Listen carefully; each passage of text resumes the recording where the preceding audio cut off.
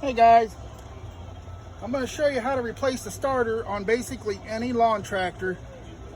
This one happens to be a Cub Cadet with a Kohler 22 horsepower motor. As you can see, I've already pulled the cover off. I did disconnect the battery. You want to disconnect the positive side of the battery. I have gone ahead and went in here and I loosened all the bolts up. There's only 2 bolts up here, and those are 10 millimeter, and then this bolt down here, the nut, is 7/16. When you go to take this nut loose down here, you're going to want to hang on to the red wire because the shaft tries to turn, and you don't want that spinning around in your starter, good or bad. So we'll go ahead and loosen that.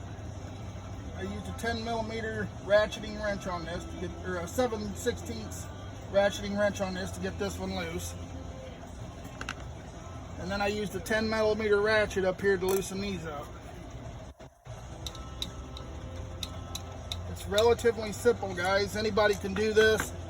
Don't put them in the shop to have this done because our local shop charges $105 an hour. And this is something you can do, and it's not hard. Pull the starter off. Got the rebuilt starter here. Just reverse the process. You get it in there and get your bolt started.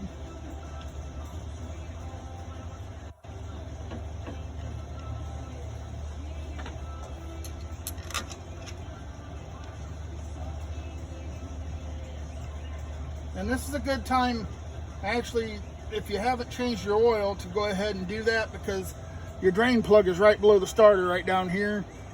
Good time to change the oil. Give the tractor a quick once over. Make sure everything's still good and no mice have gotten in there and chewed wires like this here. As you can see, I did a repair previously on this about a month ago. A mouse got in here and chewed the wire off, and it was hot, and it also chewed the spark plug wire, and I had to replace the coil. Luckily I had one laying around, but I was only running on 1 cylinder.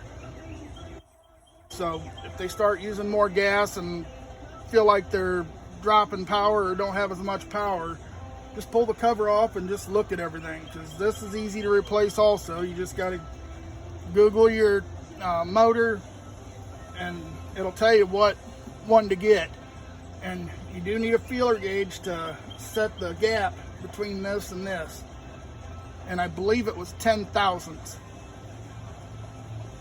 So that's something to keep an eye out for when you pull this off. Just look at everything, make sure everything's still good. And basically you just reverse the process.